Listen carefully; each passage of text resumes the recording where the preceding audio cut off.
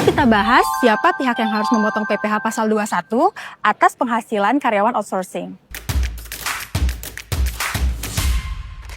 Halo kawan Puspa, jumpa lagi dalam video bersajak, belajar santai tentang pajak. Kawan Puspa pernah dengar nggak sih tentang outsourcing? Atau di kantor kawan Puspa sendiri juga pakai jasa outsourcing untuk karyawan tertentu? Nah, perusahaan seringkali memenuhi kebutuhan karyawannya melalui outsourcing untuk meningkatkan efisiensi dan fleksibilitas operasional. Apa sih itu outsourcing? Jadi, outsourcing adalah praktik kerjasama dengan pihak ketiga untuk melakukan pekerjaan atau layanan tertentu yang biasanya dilakukan oleh karyawan internal. Apa sih alasan perusahaan menggunakan jasa outsourcing? Jadi, salah satu alasan utama perusahaan menggunakan outsourcing yaitu untuk menghemat biaya.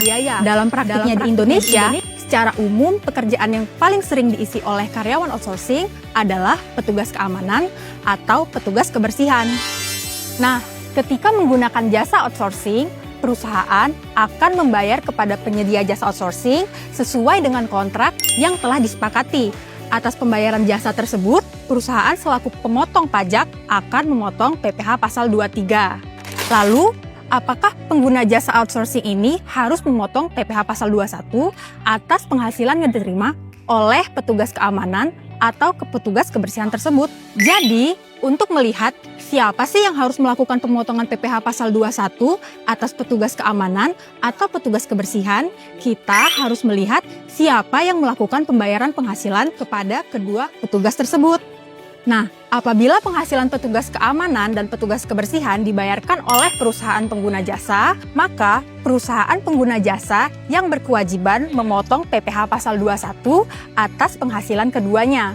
Nah, tapi kalau yang membayar penghasilannya adalah penyedia jasa, maka pihak penyedia jasalah yang memiliki kewajiban untuk memotong PPh pasal 21 atas penghasilan petugas keamanan atau petugas kebersihan. Agar lebih jelas, kita coba gunakan ilustrasi kasus berikut. Contoh yang pertama, PT ABC adalah penyedia jasa outsourcing yang menyediakan tenaga petugas keamanan kepada PT FRD. Nah, pembayaran gaji petugas keamanan tersebut itu menjadi tanggung jawab dari PT FRD. Dari kondisi tersebut, PPh pasal 21 atas gaji petugas keamanan itu menjadi tanggung jawab bagi PT FRD.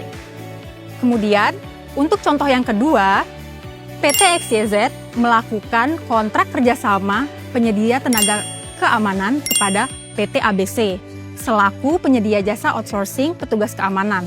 Sehingga yang membayar gaji petugas keamanan tersebut adalah PT ABC. Jadi, kondisi tersebut, PPh pasal 21 atas gaji dari petugas keamanan itu menjadi tanggung jawab dari PT ABC. Jadi, kawan Puspa, dalam penggunaan jasa outsourcing, perusahaan perlu memahami dengan tepat kewajiban perpajakannya, terutama terkait PPh pasal 21 atas penghasilan tenaga kerja outsourcing. Kunci utamanya adalah siapa sih pihak yang melakukan pembayaran gaji kepada tenaga kerja tersebut? Dengan memahami ketentuan perpajakan secara benar, perusahaan dapat menjalankan operasional bisnis dengan lebih tertib, efisien, dan sesuai dengan aturan yang berlaku.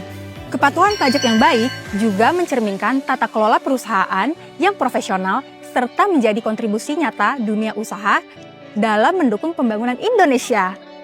Semoga bermanfaat. Jangan lupa like, share, dan follow ya. Sampai jumpa di video bersajak berikutnya. Dah.